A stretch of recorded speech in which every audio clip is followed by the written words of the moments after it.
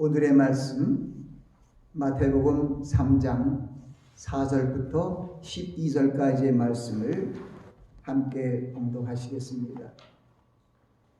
이 요한은 약대 털옷을 입고 허리에 가죽띠를 띠고 음식은 메뚜기와 석청이었더라. 이때 예루살렘과 온 유대와 요단 사방에서 다 그에게 나와 자기들의 죄를 자복하고 요단강에서 그에게 세례를 받더니 요한이 많은 바리새인들과 사두개인이 세례 베푼 데 온 것을 보고 이르되 독사의 자식들아 누가 너희를 가르쳐 임박한 진노를 피하라 하더냐. 그러므로 회개에 합당한 열매를 맺고 속으로 아브라함이 우리 조상이라 생각지 말라. 내가 너에게 이르노니 하나님이 능히 이 돌들로도 아브라함의 자손이 되게 하시리라. 이미 도끼가 나무 뿌리에 놓여 있으니 좋은 열매 맺지 아니하는 나무마다 찍어 불에 던지우리라. 나는 너희로 배기게 하기 위하여 물로 세례를 주거니와 내게 오시는 이는 나보다 능력이 많으시니 나는 그의 신을 들기도 감당치 못하겠노라. 그는 성령과 불로 너에게 세례를 주실 것이요 손에 키를 들고 자기의 타작마당을 정하게 하사 알곡은 모아 곳간에 들이고 죽정이는 꺼지지 않는 불에 태우시리라. 아멘. 말씀을 위해서 잠시 기도합니다. 아버지 하나님, 부족한 종이 하나님의 말씀을 증거하오니 하나님의 성령의 기름 부음으로 함께하사 말씀을 잘 전하게 하시고 증거되는 말씀마다 저희들의 생명의 양식이 되게 하옵소서. 예수 그리스도 이름으로 기도합나이다. 아멘. 우리가 함께 봉독한 이 마태복음 3장의 말씀은 바로 세례 요한, 이제 성경 우리 개역개정이나 개역이나 세례 요한으로 되어 있지만 우리 침례교에서는 또 침례 요한이라고 합니다. 그러나 성경 우리가 개역 성경을 보기 때문에 또 침례라는 말을 제가 꼭 바꾸지 않아도 세례 요한은 침례 요한이야 이렇게 생각을 하시고 말씀을 들으시기 바랍니다. 예수 그리스도의 초림을 위해서 먼저 6개월 전에 출생한 세례 요한이 유다 광야에 이르러 하신 말씀이 회개하라 천국이 가까웠니라고 외쳤습니다. 이 말씀은 바로 예수 그리스도의 오심을 앞두고 죄인들이 주님을 만나기 위해서 먼저 죄를 회개하고 주님을 만날 수 있다는 그런 어떤 진리를 우리에게 알려주고 있습니다. 또한 이 말씀은 주님이 초림 때에는 우리의 심판으로 주로 오시지 아니하고 우리의 목자로서 우리의 구세주로서 오셨지만은 이 땅에서 그리스도의 복음 새 언약을 전파하시고 공생의 사역을 마치고 온 인류의 죄 사함을 위하여 십자가에 달려 돌아가시고 죽은 지 3일 만에 부활하시고 또 이제 승천하셔서 하나님 보좌 우편에 앉아 계시다가 이제 저려서 우리를 심판하러 오시게 됩니다. 그 주님의 재림 때에는 초림 때에는 우리의 심판의 주로 오시지 아니하고 평강의 왕으로 구세주로 오셨지만은 이제 예수 그리스도께서 온 세계 민족들에게 그리스도의 복음을 듣게 하시고 예수 그리스도의 그 구원의 복음 새 언약을 믿고 나아가는 그런 하나님의 자녀들 새 언약의 백성들이 되게 하셨습니다. 오늘 이 말씀은 세례 요한을 통하여 예수 그리스도의 초림을 예비한 것처럼 이 주님의 재림을 앞두고 세례 요한의 심정으로 모든 선지자와 같은 이 목사들이 예수 그리스도의 재림을 대비하는 그런 말씀을 선포해야 합니다. 회개하라 천국이 가까웠느니라는 이 말씀이 지금 이 세대의 마지막 종말 지말의 세대에서 선포되는 가장 중요한 말씀이 되어야 한다는 것입니다. 회개하라 천국이 가까웠느니라. 이 말씀은 회개하지 아니하면은 천국에 들어갈 수 없다는 말씀과 같은 그 흐름입니다. 말씀입니다. 주님께서 죽을 수밖에 없는 우리 인생들을 위하여 화목제로 죄사함을 위하여 십자가에 달려 돌아가셨습니다.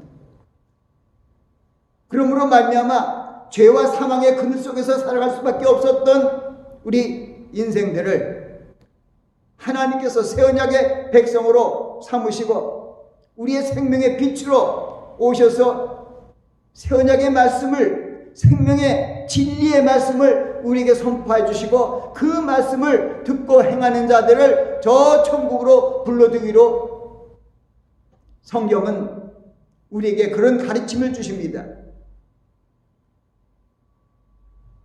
주님께서 그런 말씀을 하시죠.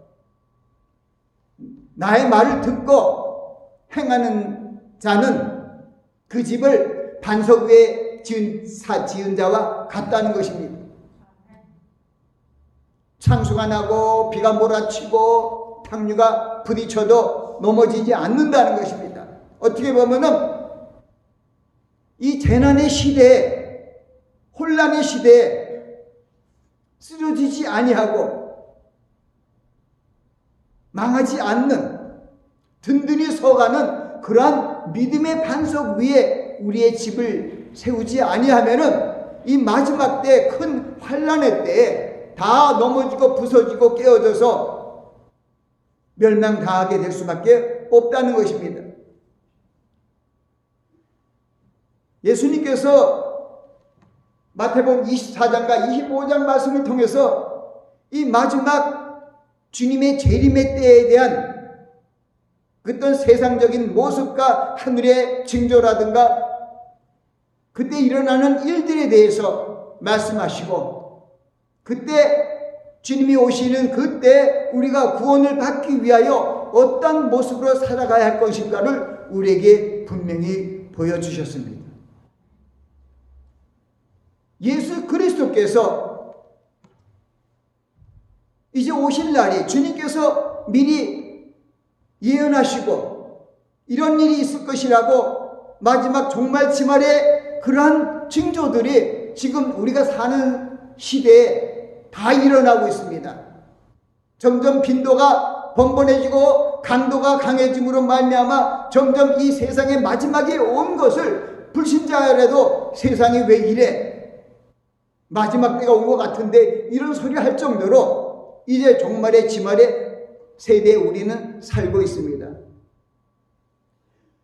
주님이 오시는 마지막 종말의 세대에 우리 그리스도인들이, 하나님의 자녀들이 해야 할 일이 무엇이냐 하면은 바로 예수 그리스도의 강림을, 재림을 대비해야 하는 것입니다. 준비하는 것입니다. 하나님께서 노아라는 의인을 통해 다시 한번 그 죄악된 허물과 죄로 죽어야 하는 그러한 그 시대에 세상이 관영하고 그들의 생각과 마음의 계약이 항상 악한 뿐임을 보시고 하나님께서 이 지은 사람을 땅에서 멸하기로 작정하신 것이죠. 하나님께서 이 죄악된 세상에 셀 수 없는 그 많은 사람들을 심판하시기 위하여 하나님께서 홍수로, 우리가 세상하는 홍수가 아니라 아래서 터지고 위에서 터지고 온 세상이 물바다가 되어갖고 노아의 가족 8명 외에는, 방주에 탄 노아의 가족 8명 외에는 한 명도 구출받지 못했습니다. 정확한 사망자의 숫자는 모릅니다.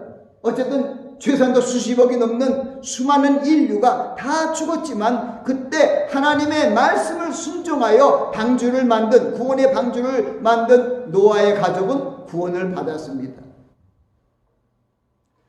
우리도 주님께서, 구세주로 오신 주님께서 마지막 자신이 올 재림의 때를 앞두고 우리를 향하신 주님의 뜻, 하나님의 뜻이 무엇일까요? 우리들이 각자 한 사람 한 사람이 구원의 방주의 역할을 감당해야 된다는 거예요. 그래서 주님이 주신 말씀이 그거예요. 내 말씀을 듣고 행하는 자는 반석 위에 집을 지은 자는 거예요. 그것은 무슨 얘기냐면 그게 구원의 방주 역할을 하는 거예요. 이 신약 시대, 언약 시대에 방주의 모습을 보여주고 있는 것이 바로 우리가 속한 이 교회입니다. 이 교회는 믿음의 공동체고 소망의 공동체고 사랑의 공동체로서 하나님의 뜻, 무엇보다도 먼저 하나님의 나라와 의를 위하여, 하나님의 영광을 위하여 살아가는, 주님 앞으로 나아가는 그러한 믿음의 공동체이며 사랑의 공동체이며 마지막 소망을 이룰 수 있는 그러한 공동체입니다. 그런데 우리가 분명히 알아야 되는 것은 여러분 한 사람 한 사람이 구원의 방주가 되어야 된다는 것입니다. 예수님께서 주님 오실 때, 강림의 때에 그때 모습을 말씀하셨는데 겁이 나더라고요. 인자가 올 때 믿음을 보겠느냐? 노아의 때와 같다. 소돔과 고모라 때와 같다. 그것은 무슨 얘기냐면 구원받을 사람이 아주 적다는 거예요. 그렇기 때문에 이 마지막 종말의 때에 선지자의 사역이라든가 이 목사의 사역은 바로 하나님의 자녀들, 성도들을 구원의 후사가 되도록 하나님 예수 그리스도의 말씀을 통하여 양육하는 거예요. 예수 그리스도를 믿는 그리스도인들이 천국을 가지 못한다면 이건 뭐가 잘못돼도 한참 잘못되는 거예요.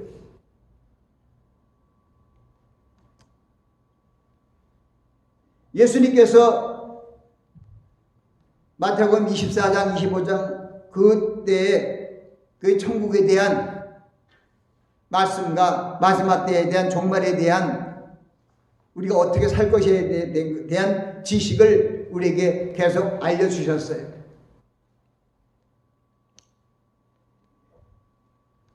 가장 중요한 것은 바로 예수 그리스도께서 마지막 종말의 때가 되어서 우리를 구원하시려고 이 땅에 오실 때 우리들이 주님이 보시기에 합당한 아름다운 열매가 있어야 된다는 것입니다.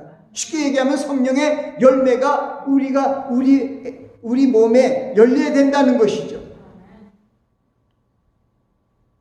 우리가 함께 봉독한 메시지에도 세례 요한, 침례 요한을 통하여 주님께서 오시면은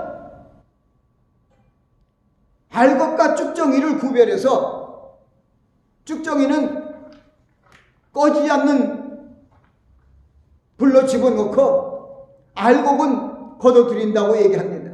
무슨 얘기냐? 알곡은 하나님께서 천국으로 들어가게 하시지만 알곡이 없는, 열매가 없는 쭉정이들은 다 지옥으로 가게 된다는 것을 우리에게 분명히 말씀해 주셨습니다. 그래서 이런 말씀을 강단에서 전하는 목사가 분명히 전해야 돼요. 구원받는 자가 적습니까? 하는 무릎에 예수님께서 적다고 말씀하셨어요. 그리고 우리에게 하신 말씀이 좁은 문으로 들어가라. 넓은 문은 문이 크고 길이 넓어서 그리 들어간 사람이 많지만은 그 길은 멸망의 길이라는 거예요. 멸망의 문이라는 거예요. 그러나 좁은 문은 문이 작고 협착하여 길이 참 힘든 길 같지만은 그 길이 생명의 길이라고 얘기했습니다. 그것을 그런 말씀을 통해서 우리는 알아야 되는 것이 구원받을 자가 구원받지 못할 자, 결국 천국 가는 자가 적다는 거예요. 그래서 저도 오늘 말씀을 전해서 제가 여러분에게 전하는 것은 여러분들이 알곡과 열매를 맺게 하도록 그런 말씀을 전해야 되는 거예요. 그래야 여러분이 천국을 들어가기 때문입니다. 그리고 여러분들이 그런 열매를 맺을 수 있도록 그리스도의 품성을, 그리스도의 옷을 입으라는 설교를 하는 거예요.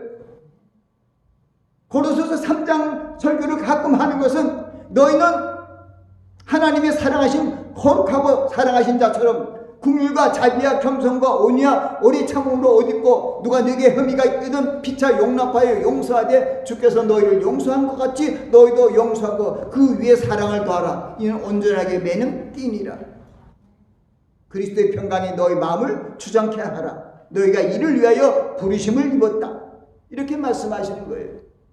그리고 그리스도의 말씀이 풍성히 너희 속에 거하라는 것이죠. 시와 찬미와 신령한 노래를 부르며 하나님께 감사하며 무슨 일 하든지 먼저 하나님의 나라와 의를 위하여 생각하며 예수 그리스도의 이름으로 무엇을 하든지 영광을 돌리며 행하라는 그런 말씀을 주셨습니다. 바로 그것이 우리가 새롭게 그리스도 안에서 변화된 하나님의 자녀로서의 그런 새롭게 거듭난 그리스도인의 모습이죠. 그러한 모습을 가져야만이 우리가 열매를 맺을 수 있어요.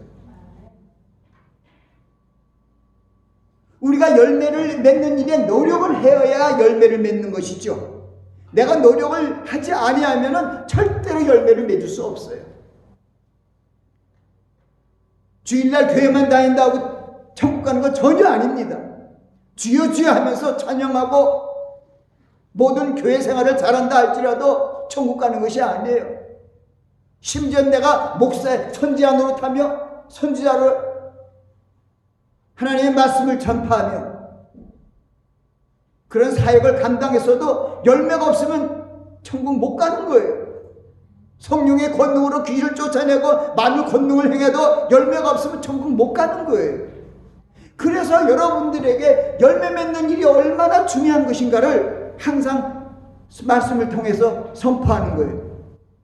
그리고 오늘 마태복음 3장은 가장 중요한 것은 주님의 강림을 앞두고 주님의 재림을 앞두고 회개하라 천국이 가까웠는 일이라는 것은 회개치 않으면 천국을 들어갈 수가 없기 때문에 거기에 들어가기 위하여 바로 오늘의 말씀의 주제가 되는 회개에 합당한 열매를 맺으라는 거예요. 회개에 합당한 열매는 무엇입니까? 회개라는 것이 뭐예요? 돌이키는 거예요.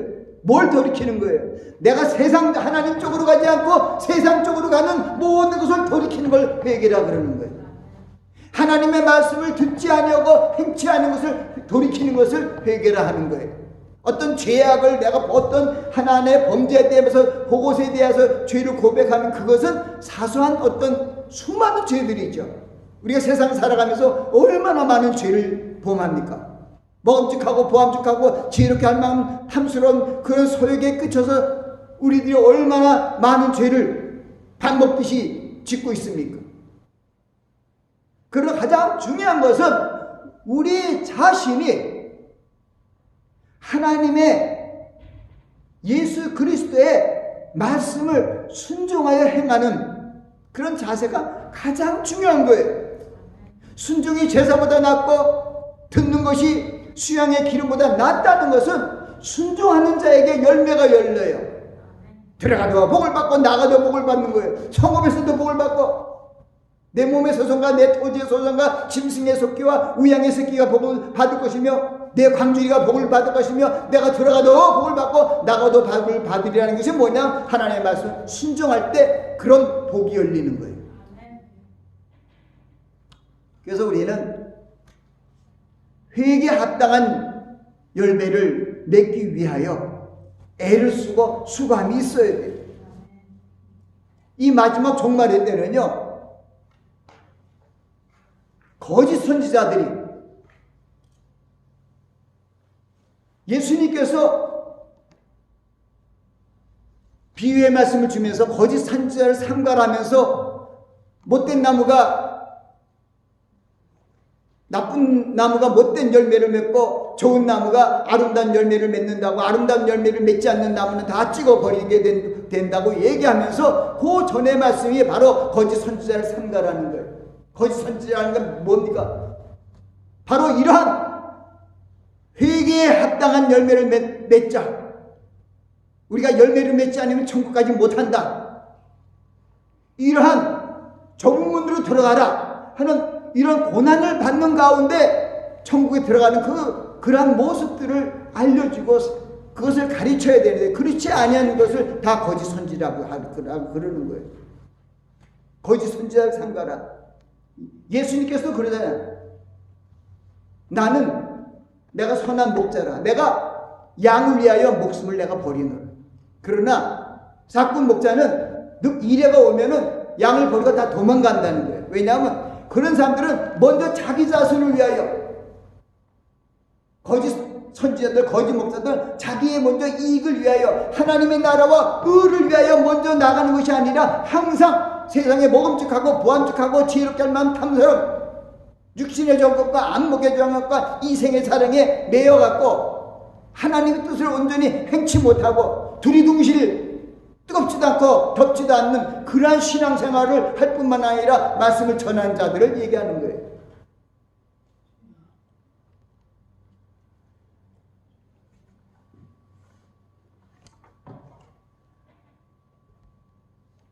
주님께서 내가 구원의 문이니 누구든지 나로 말미암아 들어가면 구원을 얻는다고 말씀하신 거죠. 내가 온 것은 양으로 생명을 풍성히 얻게 하는 것이라고 말씀하시고, 나는 선한 목자로서 양을 위하여 목숨을 버린다고 얘기합니다. 그러나 싹은 목자는 이리가 온 것을 보면 양을 버리고 달아나 버린다는 그러한 경계의 말씀을 주셨습니다. 그러므로 우리는 주님이 우리에게 주신 그 말씀들을 듣지 않은 것을 회개해야 돼요. 주님의 말씀을 듣고 행하면 우리는 구원의 방주를 짓는 거예요. 믿음의 반석 위에 구원의 방주를 짓기 때문에 어떠한 재난이 다가와도 우리는 넉넉히 이길 수가 있다는 것을 예수님께서 말씀하셨죠. 바울 사도가 자기 아들과 같은 디모데에게도 이 마지막 때의 어떤 그런 모습과 같은 그런 것을 얘기하면서 우리 말씀을 전하는 그런 사역자들에게 큰 울림을 주는 그런 말씀을 디모데후서 4장에 전합니다. 내가 하나님 앞과 산자와 죽은 자를 심판하실 그리스도 예수 앞에서, 그리고 그 나라를 두고 엄히 명하노니 그에 나타나실 것, 그에 나타나실 건 뭐예요? 주님의 재림이죠. 주님의 강림과 그의 나라를 두고 엄히 명하노니 때를 어떤지 못 어떤지 항상 힘쓰라는 거죠. 교인이 많든 적든 어렵든 때를 얻든지 못 얻든지 항상 말씀을 전하는 일에 기도와 말씀 안에서 맡은 책임을 다하는 모습으로 살아야 할 것을 바울 사도는 디모데에게 얘기합니다. 때를 얻든지 못 얻든지 말씀을 전파하라. 뭘 전파하라고요? 말씀을 전파하는 거예요. 바울 사도도 그랬잖아요. 내가 너에게 나가 하나님의 증거를 정할 때 말같이의 아름다운 것을 하지 않았다는 거예요. 말씀을 전했다는 거예요. 근데 말씀만 전하면 재미가 없는지 사람들이 졸기도 하고 별로 은혜가 없는지 아니오시다 하는 그런 사람들이 있다고요. 그러나 우리가 분명히 알아야 되는 것은 하나님의 말씀, 주님의 말씀을 먹어야 우리는 살아요. 사람이 떡으로만 살 것이 아니요, 하나님의 입에서는 모든 말씀으로 살 것이냐, 주님의 모든 말씀으로 우리가 사는 것입니다. 그래서 나는 이 목사는 저도 마찬가지예요. 항상 주님의 말씀을 전파하려고 애를 쓰는 거예요. 어떤 선지자의, 어떤 성인의, 어떤 유명한 위인의 그런 걸 전하는 게 아니에요. 나는 예수 그리스도만 전해요. 왜? 그분이 우리의 진리고 우리의 생명이, 나는 길이요 진리요 생명이니 나를 맘지 않고는 아버지께로 갈 자가 없다는 것을 천국을 가게 하시기 위하여 예수 그리스도만 증거하라 이거지요. 근데 그렇게 안 하거든요.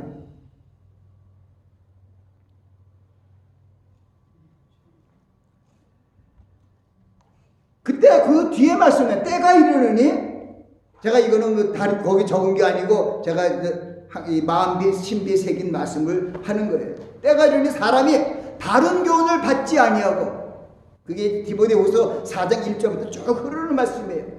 사람이 바른 교훈을 받지 않고 귀가 가려워서 자기의 소욕을 쫓을 스승을 많이 둔다는 게 마지막 때예요.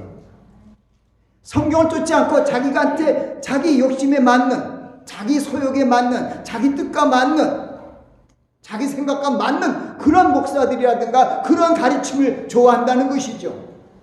그 성경 그것을 우리에게 굉장히 경고하고 있어요. 때가 이르니 사람이 바른 교훈을 받지 않아요. 귀가 가려서 자기의 소욕을, 사욕을 쫓을 스승을 많이 두고, 그리고 그 귀를 진리에서 돌이켜서 허탄한 얘기를 쫓는다는 거죠. 베드로 사도는 베드로후서 3장 3절에도 이런 말씀이 있어요. 말세에 기롱하는 자들이 이렇게 나와갖고 자기의 정욕을 쫓아 행한다는 거예요. 말세. 똑같은 얘기예요. 말세에는 자기의 소욕을 쫓아, 자기의 정욕을 쫓아 행하며, 그리고 주의 강림하신다는 약속이 어디 있어? 이른다는 거예요. 거기 말씀에 주의 강림하신다는 약속이 어디 있냐? 언제야? 온다 그래도 안 오잖아. 언제 왔다고 했는데, 누가 왔다고 했는데 그때 왔냐? 안 왔잖아. 전부 그런 얘기를 하는 거예요. 그런데 베드로 사도는 그걸 얘기해요. 사랑하는 자들아, 죽게는 하루가 1000년 같고 1000년이 하루 같은 이 한 가지를 명심하라고 얘기하면서, 주의 약속은 어떤 이에 더디다고 더딘 것이 아니라 오직 너희를 대하여 오래 참으사 한 사람이라도 멸망치 않고, 아무도 멸망치 않고 다 회개에 이르기 위하여 더딘 것이라고 얘기합니다. 우리가 생각하고, 신학적으로도 생각하고, 뭐 전천년설 뭐 이렇게 생각하면서도 때가 지났네 이런 생각하는 분들이 많이 있었어요. 그러나 우리는 그날과 그 시, 그 때와 그 시를 알지 못해요. 그러나 가장 중요한 것은 항상 보면은 하박국서 2장 2절에도 묵시는 정한 때가 있다는 거예요. 우리 전도서 3장 1절에도 있죠. 천하에 범사에 기한이 있고 모든 것이 목적에 이를 때가 있다고 전도서 3장 1절에도 얘기했지만, 하박국서에서도 2장 3절에도 이 묵시는 정한 때가 있다는 거예요. 그 종말이 속히 이르겠고 결코 거짓되지 아니하리니 비록 더딜지라도 기다려라. 지체치 않고 응하리라. 이런 얘기 생각하면서 예수님께서 혼인잔치 비유를 하면서 열처녀에 대한 비유를 합니다.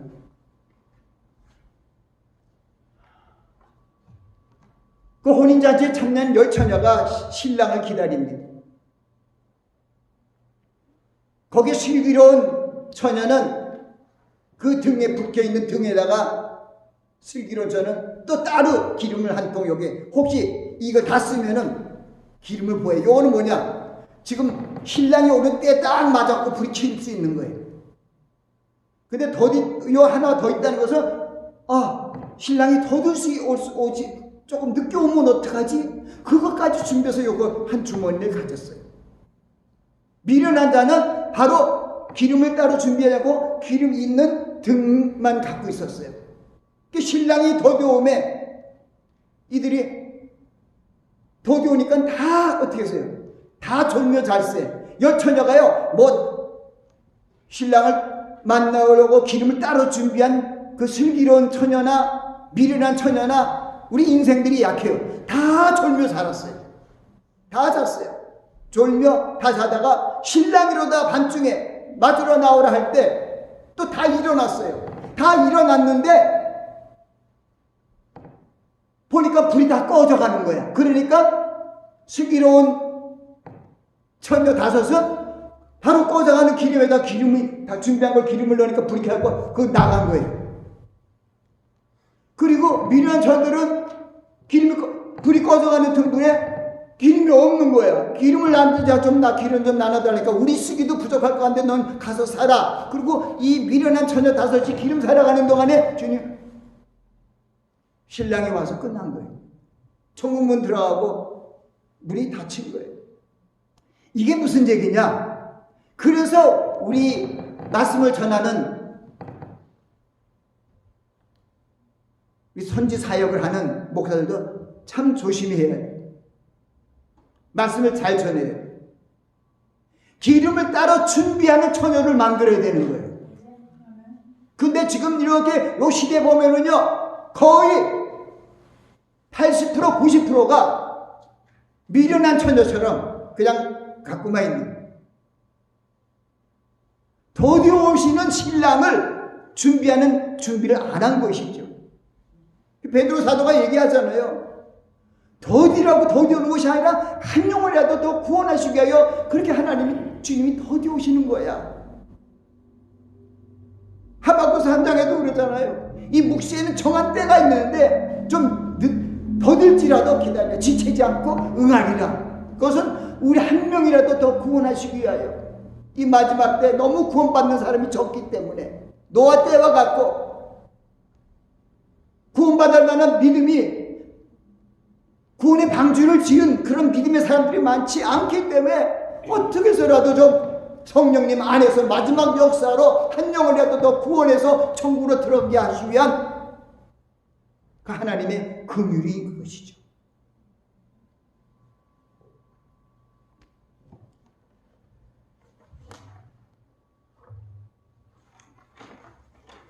우리는 지금 은혜의 때, 구원의 때에 아름다운 열매를 맺고 회개하고 돌이키고 아름다운 열매를 맺는 그런 하나님의 자녀가 되어야 돼요. 예수님께서 얘기하셨어요. 나는 참 포도나무면 내 아버지는 농부라. 물은 내게 있어 가시림이 있지 않는 가지는 아버지께서 이를 찍어 제해버린다고 그랬어요. 아주 그냥 요한복음 15장 첫 번에 나오는 거잖아요. 그리고 열매 맺는 가지는 더 맺게 하여 더 풍성한 열매를 주게 하여 더 깨끗하게 해준다잖아요. 그게 성령 안의 역사죠.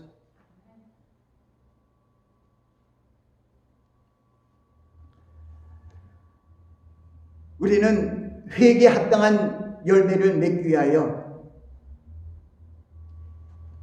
내 자신을 잘못과 허물을 하나님께 회개하고 그 다시 내가 주님의 말씀을 쫓지 않고 듣지 않음으로 말미암아 여러 가지 나한테 나타나는 어떤 아름답지 못한 열매들을 보면서 회개해야 된다는 거예요.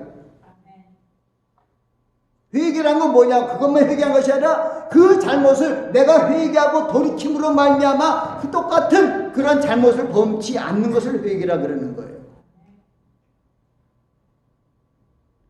우리가 천국 들어가기 위해서는 회개해야 돼요.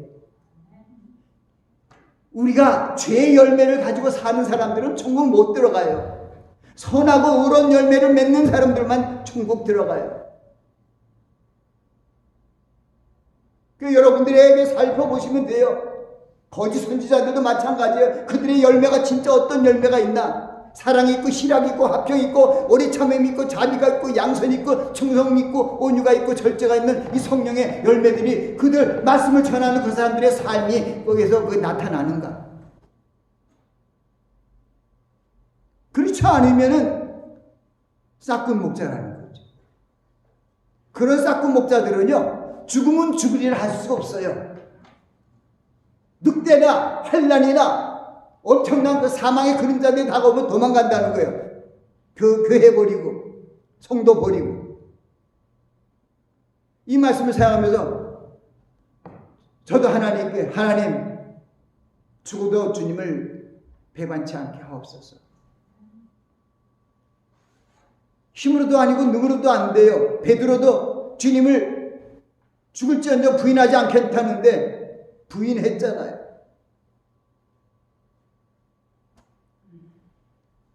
그때는 이제는 달라요. 성령님께서 내 안에 계시고 내주하시고 우리와 동행하기 때문에 내가 하나님께 기도하고 성령님의 능력을 구하고 그 좁은 길로 나아가는 거예요.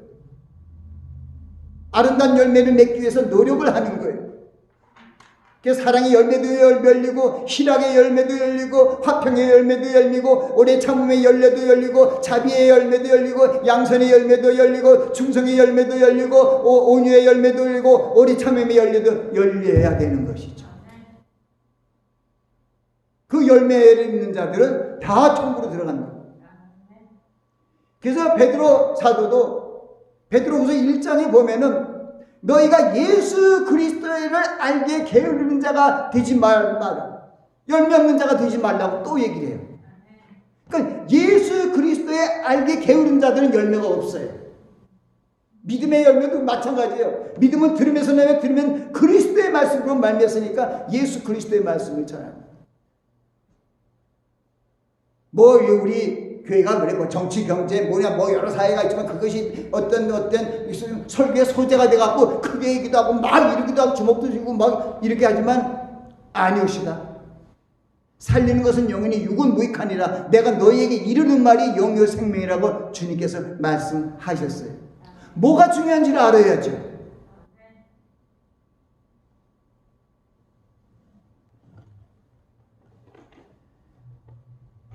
우리가 봉독한 그 말씀 마지막 부분이죠.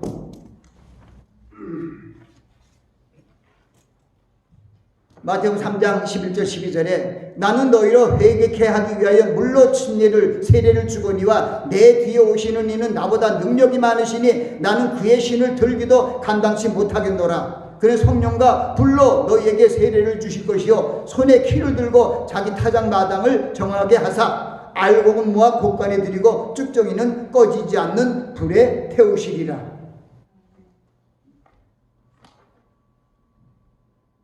우리는 오늘 이 말씀을 듣고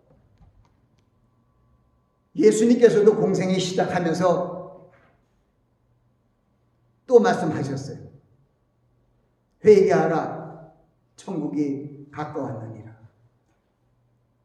이제 우리를 천국으로 우리를 천국으로 데려가려고 오시는 주님의 재림을 앞두고 있습니다. 그러므로 우리는 회개하고 아름다운 열매를 맺는 노력을 함으로 말미암아 주님이 오실 때 천국으로 올라가야 됩니다. 주께서 호령과 천사장의 소리와 하나님의 나팔로 하늘로 쫓아 강림하시리니 그리스도 안에 죽은 자들이 먼저 일어나고 살아남은 우리도 저희와 함께 구름 속으로 끌어올려 공중에서 주를 영접하게 하리니. 제가 이 말씀을 전하는 건 우리는 환난을 보이지 않고 올라갑니다. 근데 지금 70-80% 교회들이 환난을 통과한다는 설교를 하니까 그래서 예수님께서 그래요. 밭에서 일을 하다가 한 사람은 올라가고 한 사람 내려갈 당한대요. 한 사람 올라가는 사람은 제가 지금 이렇게 얘기하듯이 주님 오실 때 우리 올라간다고 얘기하는 사람은 올라가고 아니야 환난 겪는 사람은 내려가는 거예요. 맷돌을 넣어도 한 사람은 올라가고 한 사람은 내려가요. 아니 밭에서 일을 하는데 환난이 아니죠. 밭에서 일을 하다 한 사람은 올라가고 한 사람은 버리금을 당해요. 맷돌을 갈다가 한 사람이 올라감을 당하고 한 사람은 내림을 당해요. 이거는 밭에서 일을 하고 맷돌을 가는 것은 전쟁 때가 아니고 환난의 때가 아니에요. 다니엘서 13장이나 거기 보면은 이때는 창세 이래로 없었던 환난의 때가 오는데 그때 어디 가서 밭에 가서 일을 하고 맷돌을 돌고 있어요. 도망가기 바쁘지. 정말 믿음대로 되는 거예요. 저는 하나님의 나팔소리 천지순동할 때 주님의 음성을 들을 거예요. 아들의 음성을 듣는 자는 살아나리라 그랬습니다. 그리고 빌립보서 3장 20절 21절의 말씀을 읽어요. 내가 주님의 형체로 변화돼서 주님과 함께 올라간다는 걸 믿습니다. 고린도서 15장 후반에 있는 것도 내가 너에게 비밀을 말하네. 우리가 죽을 것이 아니라는 거예요. 죽을 것이 죽지 아니함을 입고 썩을 것이 썩지 않을 입은 그것을 하나님께서 부활이라고 하는 거예요. 우린 마지막 나팔술에 호련히 변화된다는 고린도전서 15장 말씀도 거기 똑같이 그런 말씀이 있어요. 지금 얼마나 이 땅에서 삶이 힘들어요. 근데 어떻게 더 힘들어 가는 세상 속에서 어떻게 잘 살 거예요? 저는 주님이 오심이 점점 가까이 오는 이 마지막 때의 모습을 보고 희망을 갖고 살아갑니다. 이제 얼마 남지 않았구나.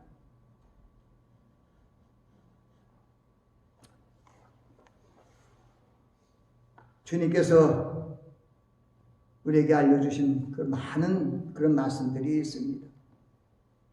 달란트 비유도 마찬가지예요. 2달란트 맞은 사람이 2달란트 열매를 더 내야 합격이고요. 5달란트 줬으면 5달란트로 5달란트 이문을 낳아야 돼요. 열매를 맺어야 그것이 그 마지막 때 천국 들어가는 자들이.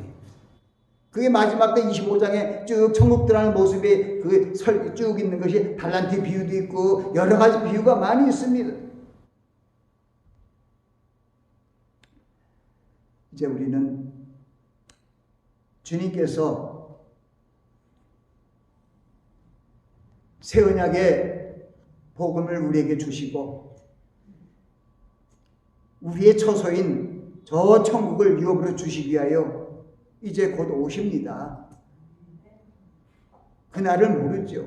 그러나 점점 그때가 가까이 오고 있습니다. 우리의 삶은 주님이 오시는 천국이 가까이 오고 있음으로 말미암아 회개에 합당한 열매를 맺는 그러한 모습으로 살아가야 할 것입니다. 기도하겠습니다. 아버지 하나님, 오늘 회개에 합당한 열매를 맺으라는 메시지를 선포했습니다. 이 마지막 종말의 시대에 거짓 선지자가 많이 일어나 많은 사람을 미혹해 하고 불법의 성함으로 많은 사람의 사랑이 식어진다고 주님께서 말씀을 주셨습니다. 저희가 마지막 때 이 사랑의 계명을 잘 지키고 또 하나님의 주님의 말씀을 마음에 두고 지킴으로 성령의 열매를 맺는 하나님의 권속들이 되어 저 천국으로 올라가게 될 줄 믿습니다. 저희들이 다 이 아름다운 열매를 맺을 수 있도록 회개의 삶을 살게 하시고 말씀의 삶을 살게 하옵소서. 예수 그리스도의 이름으로 기도합니다. 아멘.